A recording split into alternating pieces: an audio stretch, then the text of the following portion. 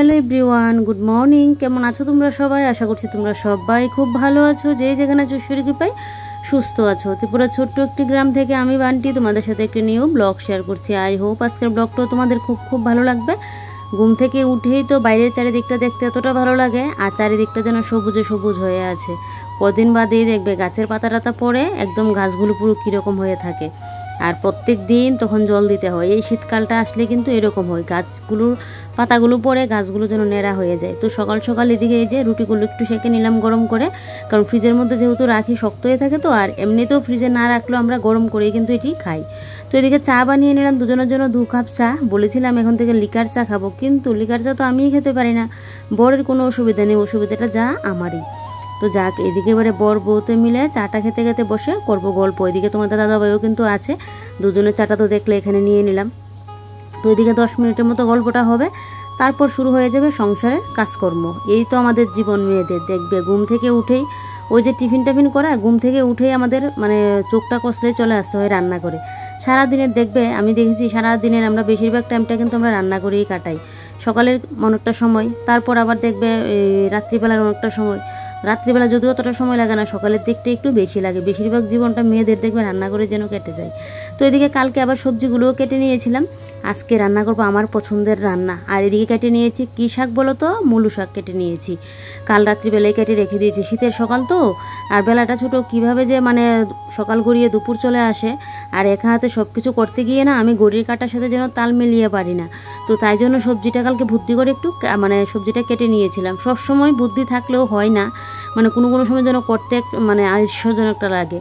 তো কালকে ভাবলাম যে না, ওই ভাত বসিয়েছিলাম আর এদিকে মাছ রান্না করেছিলাম, তো ভাবলাম যে না সবজিটা কেটেই রাখি, তাহলে আমারও তো রান্নাবান্না করতে গেলে ঝটপট হয়ে যাবে। এদিকে শাকটাকে তো ধুতে গেলে ভালো করে ধুতে লাগবে, তাই জন্য বলটার মধ্যে নিয়ে ধুচ্ছি, কারণ শাকের মধ্যে তো অনেক পরিমাণে বালু থাকে। আর দেখবে শাক বলো সবজি বলো, বালি থাকলে সেটা একদম রান্নার ইয়েটাই শেষ, পুরো জ্বলে যাবে।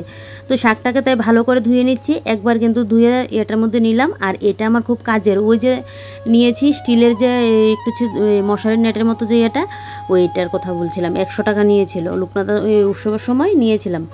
এটা খুব কাজের, জানো তো। আমার ঘরে কিন্তু এরকম বড় একটা বলও আছে স্টিলের, তবে এগুলো কিন্তু এরকম না। এটা যেরকম একটা মানে মশারির নেটের মতো, এটা কিন্তু এই মশারির নেটের মতো না, এগুলো অন্যরকম। তো এগুলোর মধ্যে এগুলো না আমি বেশি ইউজ করতাম না, কিন্তু এটা আনার পর থেকে এটা কিন্তু প্রায় আমি ইউজ করি, প্রায় কি প্রত্যেক দিনের ইয়েতে আমার থাকেই এটা। তো শাকটাকে না এরকম করে 2-3 বার ভালো করে কিন্তু এভাবে শাকটাকে ধুয়ে নিচ্ছে। আর এদিকে দেখো ওই যে শিম মূলো এগুলো কেটেছি, এগুলো জলে ভিজিয়ে রাখলাম।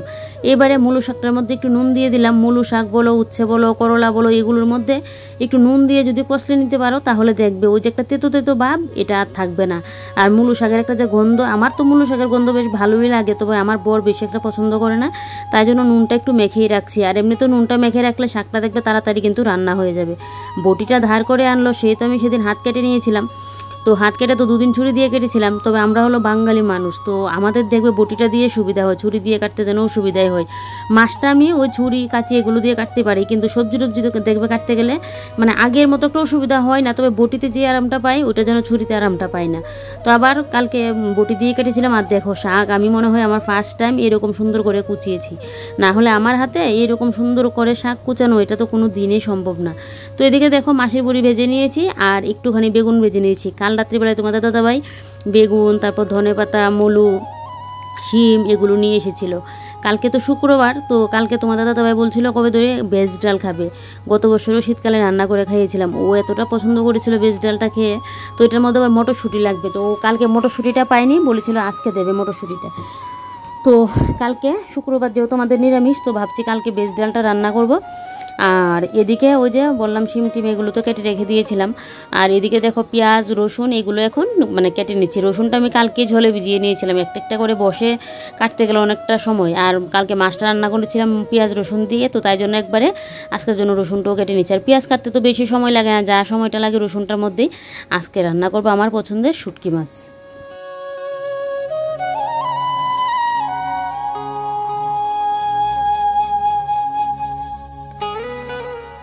তার জন্য এখানে পেঁয়াজ রসুন তারপরে লঙ্কা আর একটু গুঁড়ো লঙ্কা দিয়ে দেবো, দিয়ে মিক্সার গ্রাইন্ডারে ভালো করে পেস্ট করে নেব।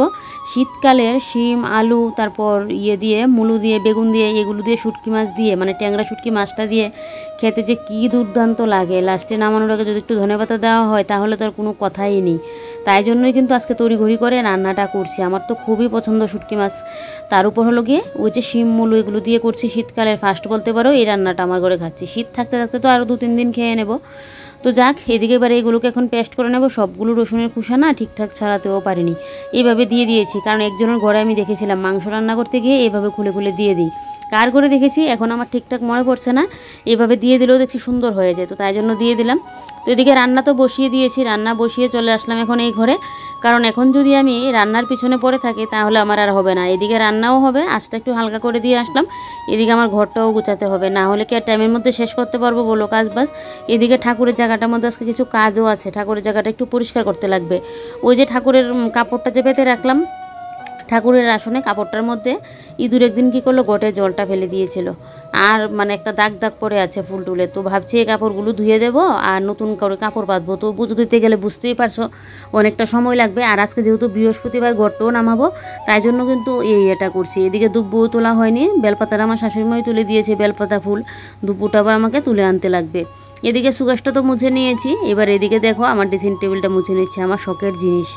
তো কি বলো তো, একটা সময় না আমার ঘরের জিনিসপত্র এদিক থেকে ওই দিক থেকে এদিক এভাবে চেঞ্জ করে রাখতে আমার এতটা ভালো লাগতো, খুবই ভালো লাগতো। কদিন বাদে বাদেই করে নিতাম, আর আমার বর তো আমাকে যা বকাঝকা করতো, কেন এরকমটা করি। কি বলো তো, একটা ঘরে থাকতে থাকতে অনেক সময় দেখবে মানে কীরকম যেন একটা লাগে। আমি বলছি না যে আরেকটা ঘরে আমি এখন কোথায় যাবো, এটার কথা না, মানে একটু জিনিসপত্রগুলো চেঞ্জ করে রাখলে দেখবে ঘরটার মধ্যে যেন একটা নতুনত্বও লাগে। আর দেখবে ধুলোবালি যেগুলোর মধ্যে আমরা ভালো করে জিনিসপত্রগুলো টেনে এসে পরিষ্কার করতে পারি না, এগুলোকে যদি একটু জায়গা বদল করে রাখি এগুলো পরিষ্কারও করা যায়।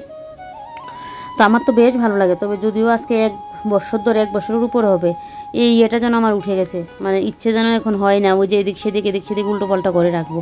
আগে না হলে খুব কিন্তু এভাবে আমি করে রাখতাম। তো এদিকে দেখো এবার এই যে দু সাইডে টিনগুলো মুছে দিয়ে এদিকে দরজাটাও মুছে দিয়েছি। তারপর এদিকে সোফাটা ঠিক করে দিচ্ছি। আমার তো আবার এই বায়ুটা আছে, জুতোগুলো রাখলাম যদি ঠিকঠাক না থাকে, বা বেড কাভারটা পাতলাম যদি একটু ঠিক না থাকে, ওই যে সোফাটা পাতলাম, সোফার যে ওই সাইডের কাপড়টা ওইটা দেখো এটা ঠিকঠাকভাবে ছিল না, তাই আবার সাইডগুলোকে একটু ঠিকঠাক করে দিয়ে গুছিয়ে দিয়েছি। এবারে এই সাইডের সোফাগুলোকে গুছিয়ে দেবো। কালকে রাত্রিবেলায় ওই হাউস কোটটা পরেছিলাম, দেখছি গরমটা বেশি মানে বেশ লাগছে, তাই জন্য ওই হাউস কোটটা খুলে আবার গুছিয়ে রেখে দিয়েছি। তুলে রেখে না, এমনিতেই নিচে নামিয়ে মানে গুছিয়ে রেখে দিয়েছি। আর এটা পড়েছি, এটা হালকা পাতলা তো, তাই এটাও খুলে নিতে লাগবে। কারণ এখন যে কাজগুলো করছি আমার জন্য প্রচণ্ড গরম লাগছে। আমার সেদিন সেই ভারী কম্বল নামানোর পর থেকে দেখছি গরমটা যেন একটু বেশিই পড়েছে। আর তখন কাঁথা গায়ে দিয়ে ঘুমাতাম তখন যেন ঠান্ডাটা ছিল, তারপর হালকা কম্বলটা নামিয়েছিলাম তখনও ঠান্ডাটা ছিল। ঠান্ডা যেন চলেই যাচ্ছে, কীভাবে যে ঠান্ডাটা মানে ঠান্ডার দিনটা চলে যাবে। ঠান্ডার দিন বেশি থাকেই না, গরমকালটাই বেশি দেখবে থাকে, ঠান্ডার দিন তো দেখ করতে চলে যায়। তো এদিকে দেখো এবার আমাদের ওই যে মুড়াটা, বসার মুড়াটা 100 টাকা দিয়ে নিয়েছিলাম চত্বর সেল থেকে।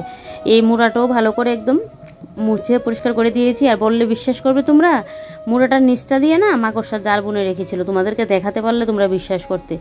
মানে তো জালটা ভেঙে দিয়েছি। এদিকে খাটের যে সাইডের বেড কাভারটা এটা ঠিকঠাক করলাম।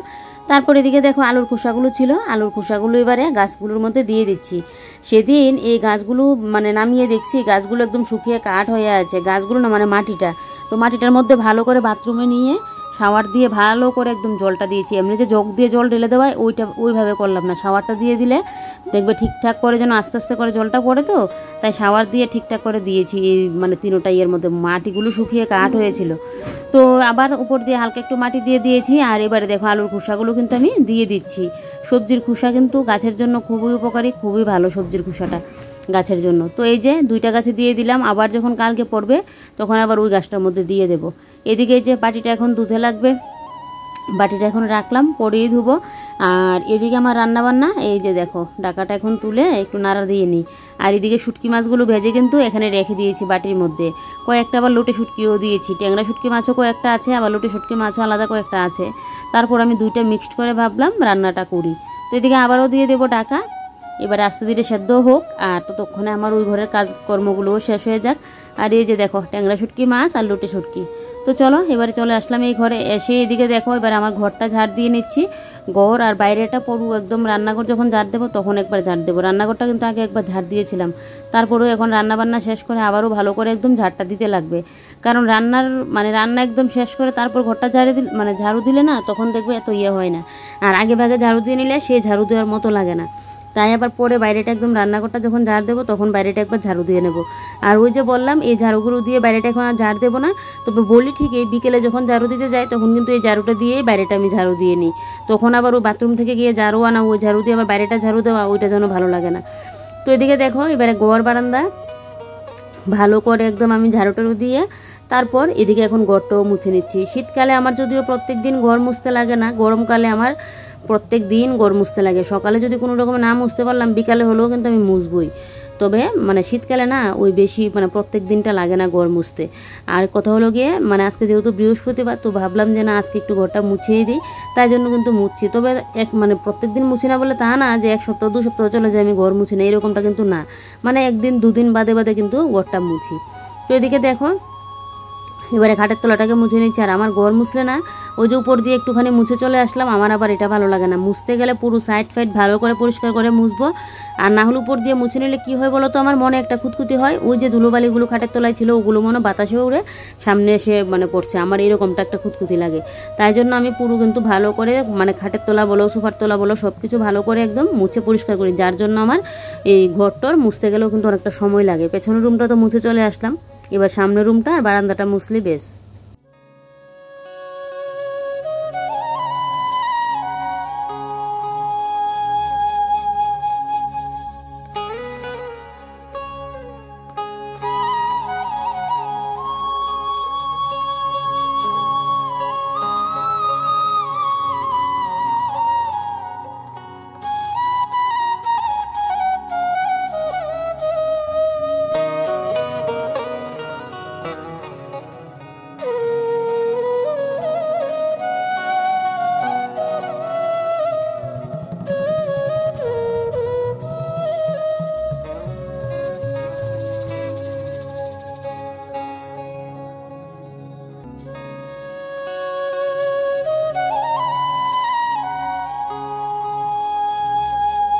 ঘর বারান্দা মোছা আমার কমপ্লিট। এবারে এই যে দেখো এই দাঁড়টার মধ্যে জলটা ঢেলে দিলাম, দিয়ে এবারে বাথরুম থেকে বালতিটাকে ধুয়ে একটুখানি জল এনে রাখলাম। কারণ অনেক সময় বাইরে থেকে আসলে না পাটা ধুতে গেলে জলটা বাইরে না থাকলে অসুবিধা হয়ে যায় তাই। আর এদিকে ওই যে লাঠিটাও ধুয়ে এনে রেখে দিয়েছি। এবারে দেখো আমার ঘরটা কতটা ভালো লাগছে। আর ওই যে স্ন্যাক প্ল্যান্টের একটা ছোট বেবি প্ল্যান্ট উঠেছিল, ওইটা না দেখি নষ্ট হয়ে গেছে। এটা কি জলের জন্যই এরকমটা হয়েছে না কি বুঝতে পারছি না। জল দিলেও যন্ত্রণা, না দিলেও যন্ত্রণা, বোঝা বড় দায়। আর এদিকে দেখো ঘরদোর ওইরকম গুছানো গাছানো থাকলে কতটা ভালো লাগে। আর তোমাদের দাদাভাই কিন্তু একটু আগে খাওয়া দাওয়া করে একদম দোকানেও চলে গেল। আর এই যে দেখো আমার ঘরটা, এদিকে কিন্তু আমার তরকারিও আমাকে ডাকছে যে তরকারি তো হয়ে যাচ্ছে, আমার তরকারিটাও নামাতে লাগবে। এদিকে পাখাগুলো চালিয়ে রাখলাম, কারণ ঘরটা যখন শুকিয়ে যাবে তখন পাখাটা অফ করব। আমার ঘর না শুকলে না ভালো লাগে না, তাই পাখাটা চালিয়ে রাখি। আর গরমকালে তো পাখা বেশিক্ষণ চালাতে হয় না, এমনিতে যেন শুকিয়ে যায়।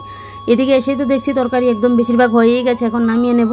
তো নামানোর আগে তো একটু ধনেপাতা দিলে হবেই না। শীতকালের এখন দেখবে সব সবজির মধ্যে একটু ধনেপাতা দিলে কিন্তু বেশ ভালো লাগে খেতে। তো ধনেপাতাটা মাস্ট দিতেই লাগবে। তো ধনেপাতাটা এখানে কুচিয়ে নিয়েছি, কুচিয়ে নিয়ে এই যে দেখো তরকারিটার মধ্যে দিয়ে দিলাম। এবারে তরকারিটাকে একটু নাড়াচাড়া দিয়েই কিন্তু আমি এখন তরকারিটাকে নামিয়ে নেব। এই যে দেখো নাড়াটা ভালো করে দিয়ে নিচ্ছি। আমার যে কী ভালো লাগে তরকারিটা খেতে কি বলবো তোমাদেরকে। ট্যাংরা শুটকি মাছ দিয়ে এই মূল ওয়াশিম দিয়ে কি যে টেস্ট হয়। তো কালকে না বেগুন এনেছিল, বেগুনের দাম নাকি এখন প্রচণ্ড, তোমাদের দাদাভাই বলছিল। তো 2টা এনেছিল। ওই যে বেগুন ভর্তা যে খাওয়া হয় এই বেগুনগুলোর মতো, যদিও ওই বেগুনগুলো এখনও বের হয়নি, শীতকালের যে বেগুনগুলো হয় এগুলো না, ওই আরেকটু ছিল বেগুনগুলো। তো একটা বেগুন দিয়ে আজকে রান্না করেছি, আরেকটা রেখে দিয়েছি। এটাকে ভাবছি একদিন পুড়ে খাবো বেগুনটা। আমার খুব ইচ্ছা করছে বেগুন পোড়া খাওয়ার জন্য। দেখি কবে খাই, কারণ আজকে তো বৃহস্পতিবার, কালকে আবার শুক্রবার নিরামিষ, শনিবার দিন আবার পুড়ে খাওয়া যাবে না, ওই খেতে খেতে রবিবার। তো এদিকে দেখো রান্না যেহেতু শেষ, গ্যাস ট্যাস মুছে পরিষ্কার করে নিচ্ছি। তবে গ্যাসটা এখন পুরোপুরি পরিষ্কার করব না, গ্যাসটা বিকালের দিকে পরিষ্কার করব, বা রাতের দিকেও করতে পারে, যদি আবার রাত্রিবেলায় কোনো কিছু করতে হয়। তাই গ্যাসটা এখন আর পরিষ্কার করলাম না। আর একটা সাইডের গ্যাসের ইয়েটি খুলে নিয়েছি, বার্নার আর এই যে ইয়েটা বসানো হয় এটা খুলে নিয়েছি, কারণ একটা থাকলে হয়ে যাবে। তো এদিকে দেখো আবার একটা বলের মধ্যে দিয়ে দিলাম জল, জলটা দিয়ে স্রাব দিয়ে দিলাম, কারণ রান্নাঘরের যে কাপড় চোপড়গুলো আছে যেগুলো দিয়ে মুছামুছা করি, মানে মুছামাছিটা করি, তো সেগুলো এখন গরম জলে ভিজিয়ে দেবো। একদম এত পরিমাণে তেল কাস্টে হয়েছে, 2-3টা কাপড় আবার আমি জমিয়েওছি ওই ফিল্টার নিচের বালতিটার মধ্যে। তো সবগুলো কাপড় এখন দিয়ে দিচ্ছি, কারণ না হলে গরম জলটা না দিলে না তেল চিটেটা যেন উঠতে চায় না।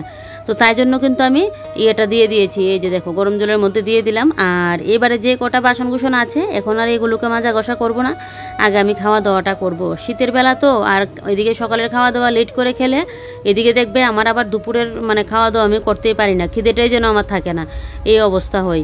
তো এদিকে এই যে দেখো এবার আগের বাসনগুলো গুছিয়ে রাখছি, কারণ এখন যে আবার খাওয়া দাওয়ার পর বাসন কুসন যে দেখলেই তো রান্না যে করলাম করা, তোমাদের দাদাভাই যে খেলো থালাটা, তারপর এদিকে বটি এগুলো পরে আছে, তো এগুলো যে ধুয়ে রাখবো এটার তো জায়গা নেই, তো তাই জন্য আগের বাসনগুলো গুছিয়ে রাখছি। আমার দুজনের ঘর হলে কি হবে, আমার এত পরিমাণে বাসন কুসন পড়ে, আমার ঘরে বাসন কুসন দেখলে মনে হবে না যেন 4-5 জন ঘরে থাকে, এরকমটা এত পরিমাণ আমার ঘরে বাসন কুসন। তো এদিকে দেখো এবার এই যে বাসন কুসনগুলোকে গুছিয়ে গাছিয়ে রাখছি, যদিও ভালো করে এখনও জলটা ঝরিনি, তারপরেও এখন না গুছালেও হবে না, আর বাদ বাকি বাসনগুলো আমার রাখার জায়গা হবে না, তো তাই জন্য ইয়ে করে নিয়েছি। আর যদি মানে 10-15 মিনিট থাকতো তাহলে একটু ভালো ছিল। তো যাক, এবারে এদিকে গুছিয়ে গাছিয়ে নিলাম, নিয়ে এদিকে প্রেশার কুকারে ডাকাটা দিয়ে প্রেশার কুকারটাকে জায়গা মতো রাখবো। আর এদিকে আমার জন্য একটা থালা নিয়ে নিলাম, চলো কী কী রান্না হয়েছে এক ঝলকে দেখাই। এদিকে তো ভাত করে নিয়েছি, আর 2 দিন বাটটা হাঁড়ির মধ্যে করছি। তো এদিকে করেছি মুলো শাক মাছের বড়ি দিয়ে আর একটুখানি বেগুন দিয়ে, আর এদিকে করেছি তোমার শীতকালের আমার প্রিয় পছন্দের খাবার শিম আলু ইয়ে দিয়ে, এই বেগুন দিয়ে, ট্যাংরা শুটকি মাছ দিয়ে।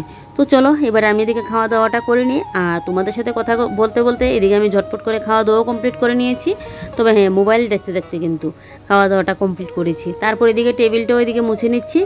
এখন আমি যাব কোথায় বলো তো, এখন যাব ছাদে, ওই দুব্বুটা তুলতে লাগবে, তো তার আগে রান্নাঘরটা ঝাড় দিয়ে বাসনগুলোকে ধুয়ে তারপর এদিকে চলে আসলাম কিন্তু আমি ছাদে। আর দেখো কী পরিমাণে রোদ দিয়েছে, আর আমি যে ভিডিও করছি আমাকেই দেখা যাচ্ছে দুব্বু গাছের মধ্যে, দেখো আমি যে ভিডিওটা শ্যুট করছি। তো এখান থেকে এখন দুব্বুটা তুলে নেব, কারণ স্নান করে এসে আবার ইচ্ছে হবে না যে ছাদে এসে আবার দুব্বুটা তোলার জন্য। আর আমার তো এমনিতেই রোদে আসতে মাথা যন্ত্রণা শুরু হয়ে যায়, তার উপর এখন দিই না আমি আবার দিইনি চশমাটা, তো জানি না আবার কখন মাথা যন্ত্রণাটা শুরু হয়ে যাবে। এদিকে এই যে দেখো দুব্বুটাও নিয়ে নিলাম, দুব্বুটা নিয়ে আর কোনো কথা নেই, দৌড় দিলাম একদম বাথরুমে। স্নানটা করে এসে এই যে দেখো বসে পড়লাম পুজোটা দিতে। তবে হ্যাঁ, এখানে কিন্তু প্রায় আমার ঘন্টাখানিক সময় লেগেছে। ঠাকুরের যা কাপড় চোপড় ছিল সব কিছু নামিয়ে নতুন করে কাপড় পেতে এবারে দেখো মা লক্ষ্মীর কিন্তু ঘরটা আমি বসিয়ে দিয়েছি। আচ্ছা, এখন যে আমি পুজোটা দিচ্ছি, একটা কোনো কিছু তোমরা ধরতে পারলে, এই যে দেখো লোকনাথ ঠাকুর আর লক্ষ্মী গণেশকে কিন্তু আমি এখানে ফুল দিইনি। তো আমি যখন এরকম ধূপদানিটা দেখাচ্ছি তখনই কিন্তু আমার খেয়াল হলো আমি যে ঠাকুরকে ফুলটা দিইনি। তো এখন আবার বাইরে থেকে গিয়ে ফুল আনতে লাগবে, শীতকাল তো ফুল নেই আর চোখেও পড়েনি, না হলে আরেকটা ফুল থেকে চিরিয়ে কিন্তু দিতাম। বেলপাতাটা যেহেতু ছিল তাই আমার শিব ঠাকুরকেও দিয়েছি, আর শিব ঠাকুরকে ভালো করে আজকে স্নান করে বসিয়েছি। তো এদিকে দেখো পুজো টুজো দিয়ে এবারে চলে আসলাম এদিকে এখন সিঁদুরটা পড়তে। আর এদিকে প্রচুর বাসন কুসনগুলো নিয়ে মাজবো, আর ওই যে ঠাকুরের কাপড় চোপড় বললো এই কাপড় চোপড়গুলোও ধুয়ে দিতে লাগবে। তো চলো এবার আমি এখন রেস্ট করব, ওই ঠাকুরের এই বাসন কুসনগুলো আর এদিকে কাপড় চোপড়গুলো ধুয়ে তারপর আমি রেস্ট করব। আর আজকের ব্লগটা এখানেই শেষ করব। তোমরা সবাই ভালো থেকো, সুস্থ থেকো, সাবধানে থেকো। ভিডিওটা ভালো লাগলে লাইক কমেন্ট আর শেয়ার করতে কিন্তু ভুলো না। এখন তো আর তেমন কোনো কাজ নেই, এবার দেখি একটুখানি মোবাইলে যদি কাজটা করে রাখতে পারি, মোবাইলের একটুখানি ভাবছি কাজটা করে রাখবো, তাহলে আমার একটু কিন্তু কাজটা এগিয়ে থাকবে। না হলে সন্ধ্যার দিকে না এডিটিং করে আপলোড করতে অনেকটা কষ্ট হয়ে যায়। তাই চলো আজকের ব্লগটা এখানেই শেষ করছি, কালকে আবারও কোনো নতুন ভিডিওর সাথে তোমাদের সাথে দেখা হচ্ছে। Bye bye.